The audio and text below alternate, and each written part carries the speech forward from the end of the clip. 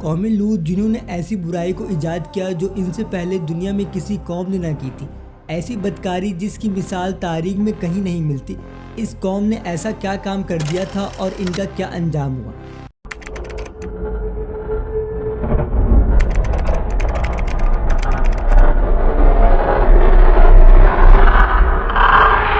حضرت لوط علیہ السلام اللہ تعالیٰ کے ایک پرگزیدہ نبی تھے۔ آپ کے والد کا نام ارحان تھا جو تاریخ کے بیٹے تھے۔ آپ کی پیدائش عرب کے قدیم شہر ارما میں ہوئی۔ اس شہر میں حضرت ابراہیم علیہ السلام کا مسکن تھا۔ دراصل حضرت لوط علیہ السلام ارحان حضرت ابراہیم علیہ السلام کے سگے بھائی تھے، یعنی حضرت لوط علیہ السلام حضرت ابراہیم علیہ السلام کے بھتیجے تھے۔ چونکہ حضرت لوط علیہ السلام کے والد کا بچپن ہی میں انتقال ہو چکا تھا، لہٰذا حضرت لوط علیہ السلام کو حضرت ابراہیم علیہ السلام نے پالا تھا۔ آپ حضرت ابراہیم علیہ السلام پر سب سے پہلے ایمان لانے والوں میں شامل ہوئے تھے۔ آپ حضرت ابراہیم علیہ السلام کے زمانے میں اہل سدوم کی رہنمائی کے لیے نبوت کے لیے منصب پر فائز ہوئے۔ حضرت لوط علیہ السلام کے بہت سارے معجزے ہیں۔ آپ جس وقت بارش کے لیے دعا کرتے تو آسمان بادلوں سے بھر جاتا اور خوب بارش ہوتی۔ حضرت لوط علیہ السلام جس پتھر پر سر رکھ کر سوتے، اس پتھر پر آپ کے سن مبارک کا نشان بن جاتا۔ سدوم وہ علاقہ ہے جہاں حضرت لوط علیہ السلام مبعوث فرما تھے۔ سدوم کے آس پاس 5 نہایت خوبصورت شہر آباد تھے، جن میں سے ہر ایک شہر کی آبادی 1,00,000 نفوس سے زیادہ ہی تھی۔ یہ علاقے نہایت سرسو شتاب اور قدرت کی فیاضی کا حسین شاہکار تھے۔ یہاں باغات کی کثرت تھی، لہلاتے کھیت یہاں کی ضرورت سے کہیں زیادہ تھے۔ اردن، شام اور اسرائیل کے درمیانی بسا ہوا یہ علاقہ نہایت ہی زرخیز تھا۔ وہاں تر و تازہ کے اناج، پھول، میوے بکثرت پیدا ہوتے تھے، اور یہی وجہ تھی کہ آس پاس کی بستیوں کے لوگ بھی اپنے معاشی اور عزتی ضرورت کے لیے ان بستیوں کی طرف آتے تھے۔ مگر یہ بات اہل سدوم کے لوگوں کو بالکل بھی پسند نہ تھی۔ ان کے خیال میں ان کی بستیوں میں پیدا ہونے والے پھل اور پھول اور سبزیاں صرف انہی کا حق رکھتے تھے۔ وہ نہیں چاہتے تھے کہ دوسری بستیوں کے لوگ ان کے علاقوں میں آئیں۔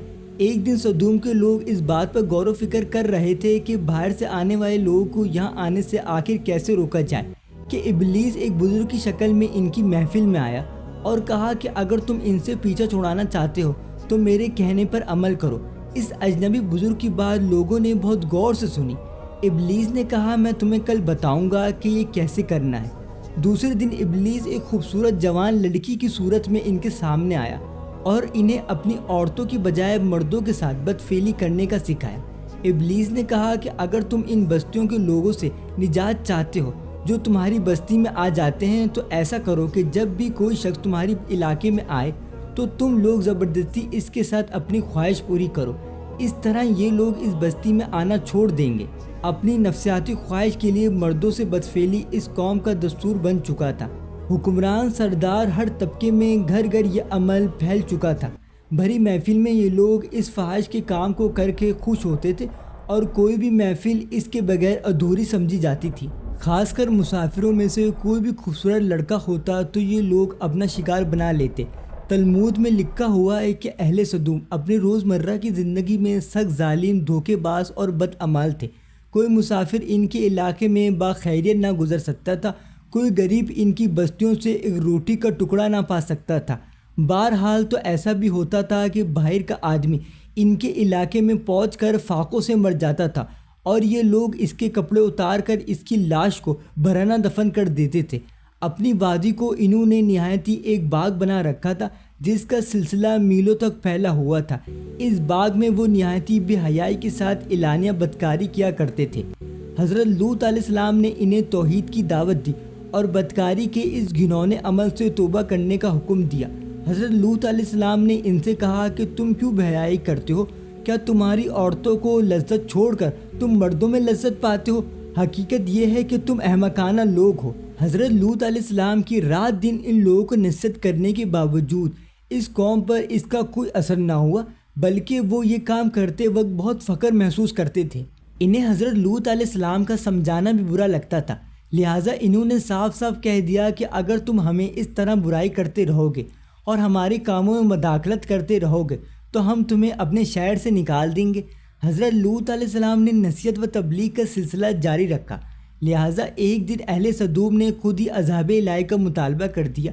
اللہ تعالیٰ نے ان پر اب تک اس بدترین فحاشی اور بدکاری کے باوجود بھی دھیان نہ دیا اور ان پر کوئی عذاب نہ نازل کیا۔ لیکن جب انہوں نے حضرت لوط علیہ السلام سے ایک دن کہا کہ اگر تم سچے ہو تو ہم پر عذاب لے آؤ، لہٰذا ان پر عذاب الہی کا فیصلہ ہو گیا۔ اللہ تعالیٰ نے اپنے خاص فرشتوں کو دنیا کی طرف روانہ کیا۔ یہ فرشتے دراصل حضرت جبرائیل علیہ السلام، حضرت میکائیل علیہ السلام اور حضرت اسرافیل علیہ السلام تھے۔ پھر یہ فرشتے حضرت لوط علیہ السلام کے گھر تشریف لائے۔ حضرت لوط علیہ السلام نے جب ان خوبصورت نوعمر لڑکوں کو دیکھا تو سخت گھبراہٹ اور پریشانی میں مبتلا ہو گئے۔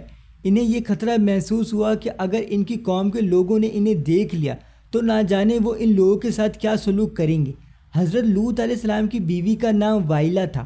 اس نے آپ پر ایمان نہ لائی تھی اور وہ دراصل منافق تھی، وہ کافروں کے ساتھ تھی، لہٰذا اس نے جا کر اہل سدوم کو یہ خبر دے دی کہ لوط کے گھر نوجوان لڑکے مہمان ٹھہرے ہوئے ہیں۔ یہ سن کر بستی والے دوڑتے ہوئے حضرت لوط علیہ السلام کے گھر پہنچے۔